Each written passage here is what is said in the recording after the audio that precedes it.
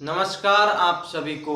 आप देख रहे हैं अपने चैनल ट्रीटमेंट ऑफ कफ। आज मैं आपके लिए बहुत ही शानदार वीडियो लेकर आया हूँ। इस वीडियो में मैं आपको टिटनेस बीमारी के बारे में बताने वाला हूँ कि टिटनेस बीमारी किस कारण से होती है, इसमें क्या हमें सिम्टम्स देखने को मिलते हैं और क्या इसका ट्रीटमेंट है, कैसे इसका डायग्नोसिस करना है। आज मैं आपके लिए टिटनेस बीमारी से संबंधित संपूर्ण जानकारी बताने वाला हूँ। अब बात करते हैं टिटनेस बीमारी के बारे में।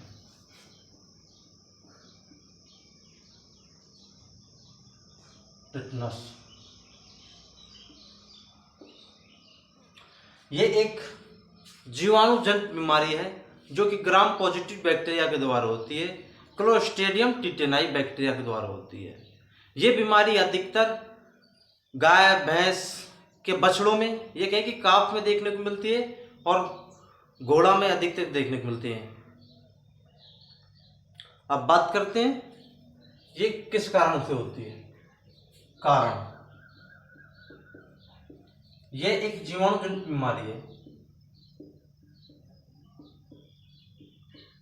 जीवाणुजनित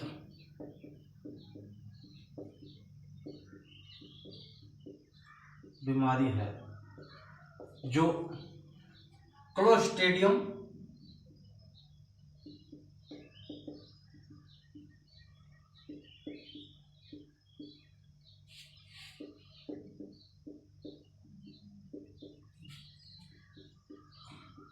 ग्राम पॉजिटिव जीवाणु के द्वारा होती है।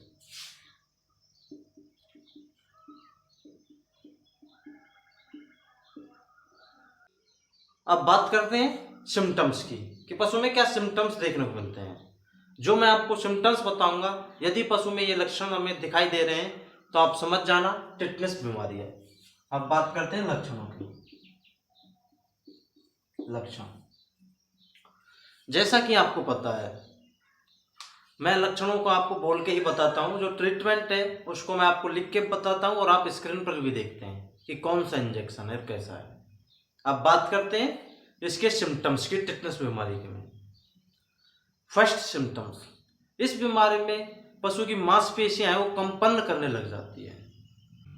इस बीमारी में मांसपेशियों में खिंचाव आ जाने के कारण पशु का जो जबड़ा है वो लॉक हो जाता है। इसलिए इस बीमारी को हम लॉकजा भी बोलते हैं, धनुषाकार भी बोलते हैं, क्योंकि इस बीमारी में पशु की जो पीठ है, रीढ़ की हड्डी है, वो उठी हुई नजर आती है, धनुषा आकार की तरह उसकी संरचना हो जाती है।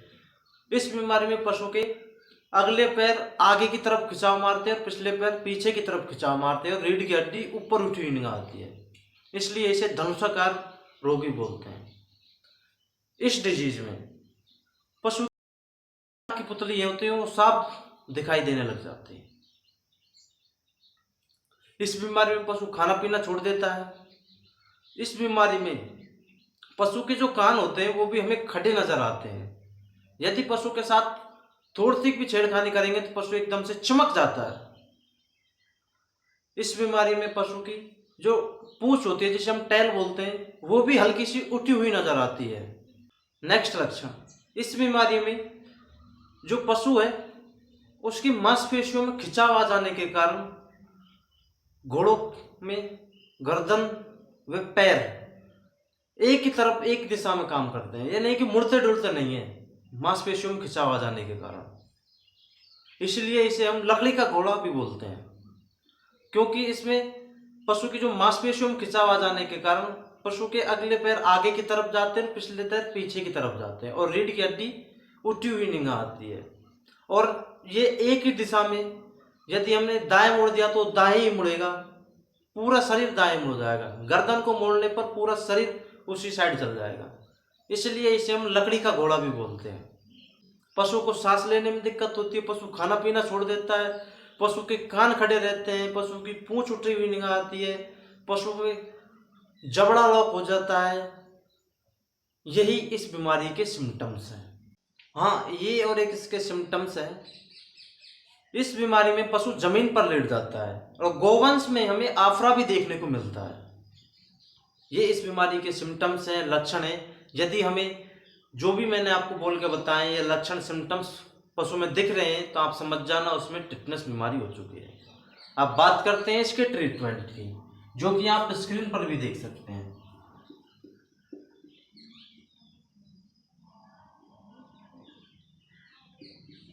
ट्रीटमेंट या उपचार, जैसा कि आपको बता दूं और भी चैनलों पर बीमारी के बारे में, डिजीज के बारे में बताया जाएगा। आपको कारण बताए जाएंगे, लक्षण बताए जाएंगे, बचाव बताया जाएगा, निदान बताया जाएगा। लेकिन बहुत से चैनलों पर आपको ट्रीटमेंट नहीं बताया जाएगा। ट्रीटमेंट हमारे ही चैनलों पर आपको मिलेगा संपूर्ण डिटेल्स के साथ, कौन से मार्क्स लगाना है, कितने ml में लगाना है। अब बात करते हैं इसके ट्रीटमेंट की। इंजेक्शन, जैसा कि एक क्लोस्ट्रीडियम जीवाणु के द्वारा होता है तो इसमें पेनिसिलिन ग्रुप का शानदार रिजल्ट है, इसलिए आप इसमें स्टेप्टोपेनिसिलिन दें या फिर आप ब्रॉड स्पेक्ट्रम एंटीबायोटिक भी लगा सकते हैं। DCR इंजेक्शन, जिसमें स्टेप्टोपेनिसिलिन होती है, इसे आप 5 ग्राम इंट्रामस्कुलर इंजेक्शन DCR 5 ग्राम इंट्रामस्कुलर दें। आपको मैं इसकी डोज बता देता हूँ DCR की। यदि आपका पशु 100 kg का है तो आप उसमें 1 ग्राम दें। यदि आपका पशु 200 kg का है तो 2 ग्राम दें। वैसे ही 500 kg का है तो आप 5 ग्राम दें। ये ट्रीटमेंट, जो भी मैं आपको ट्रीटमेंट बता रहा हूँ, इस ट्रीटमेंट को आपको 3 दिन तक रेगुलर पशु में देना है। अब बात करते हैं नेक्स्ट इंजेक्शन। इसमें मांसपेशियों में खिंचाव आ जाने के कारण इसमें आप सिक्वल इंजेक्शन दें। सिक्वल 5 ml इंट्रामस्कुलर भी दे सकते हैं, इंट्रावेनस भी दे सकते हैं। आप सिक्वल इंजेक्शन को इंट्रामस्कुलर भी दे सकते हैं, इंट्रावेनस भी दे सकते हैं। अब बात करते हैं नेक्स्ट, जैसा कि इसमें टॉक्सिन रिलीज होता है, जहर बनता है पशु के शरीर में, पशु के ब्लड में, इसके लिए आपको इसमें फ्लूइड देना आवश्यक है। यदि पशु का बॉडी टेम्परेचर सामान्य से अधिक है तो आप DNS दें या फिर NS दें। यदि पशु में बॉडी टेम्परेचर नहीं है तो आप डेक्सट्रोज 5% दे सकते हैं।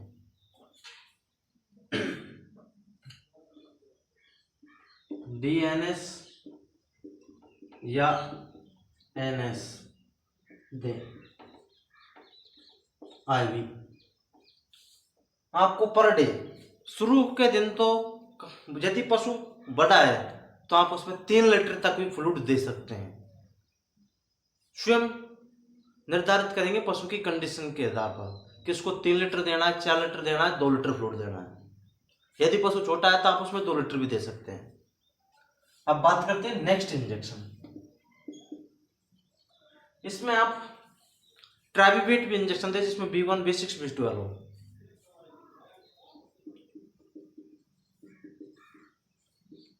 ट्राइविवेट 10 ml या 15 ml इंट्रामस्कुलर भी दे सकते हैं, इंट्रावेनस भी दे सकते हैं। ये आप स्वयं चूज करेंगे कौन से मार्ग से हमें देना है, इंट्रामस्कुलर देना है या फिर इंट्रावेनस देना है। नेक्स्ट इंजेक्शन, इस इंजेक्शन में आप फ्रूसामाइड साल्ट का कोई सा भी इंजेक्शन उपयोग में कर सकते हैं, चाहे लासिक्स ले सकते हैं या फिर आप रिमोट वेट इंजेक्शन उपयोग में ले सकते हैं।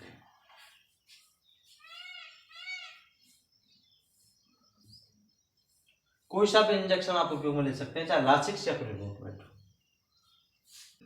हाँ, एक इंजेक्शन और रहेगा जो कि बहुत ही इंपॉर्टेंट इंजेक्शन है। इंजेक्शन का नाम है TAT, जिसे हम टिटनेस एंटीटॉक्सिन बोलते हैं। इस इंजेक्शन को भी आपको पशु में लगवाना अति आवश्यक है। 3000 से 5000 यूनिट तक आप इसे इंट्रामस्कुलर ही पशु में लगाएं, जो कि आप स्क्रीन पर भी देख सकते हैं कैसा है। जो मैंने आपको ट्रीटमेंट बताया है, ये ट्रीटमेंट टिटनस बीमारी का है। इसमें सबसे मोस्ट DCR है, सिक्वल है, फ्लूइड है, ट्राइविवेट है और एक TAT टिटनेस एंटीटॉक्सिन इंजेक्शन। इन इंजेक्शनों को तो आपको पशु में प्रयोग में करना ही करना है। जो इंजेक्शन मैंने आपको बेलामाइन और सीपीएम बताए या फिर एविल बताया है, बेलामाइन पशु की रूमन को, एक पशु की भूख को खोलने का काम करता है। वैसे भी बेलामाइन के बहुत से उपयोग हैं। सीपीएम एक एंटी एलर्जी का एंटी हिस्टामिन इंजेक्शन है, उससे पशु में इन इंजेक्शनों को कोई साइड इफेक्ट नहीं होगा, इसलिए आपको मैंने बताया है। वैसे इन्हीं इंजेक्शनों का इस बीमारी में, टिटनेस बीमारी में शानदार रिजल्ट है। मैंने आपको संपूर्ण डिटेल्स के साथ कौन से मार्ग से देना है, कितने ml में देना है, हाँ जैसा कि मैंने आपको पहले बताया है, ये ट्रीटमेंट आपको 3 दिन तक तो करना ही करना है। यदि आपको हमारी वीडियो अच्छी लगी तो आप हमारे चैनल को सब्सक्राइब करें, बेल आइकन को दबाएं, ऑल वाला ऑप्शन दबाना ना भूलें, ताकि भविष्य में आने वाली वीडियो आपको जल्दी मिल सके। यदि और आप किसी इंजेक्शन के बारे में या फिर किसी बीमारी के बारे में जानना चाहते हैं या फिर किसी भी वेटनरी प्रोडक्ट के बारे में जानना चाहते हैं तो आप कमेंट कीजिए, मैं उसी के बारे में संपूर्ण डिटेल्स के साथ वीडियो डालूंगा। फिर मिलेंगे नई बेहतरीन वीडियो के साथ।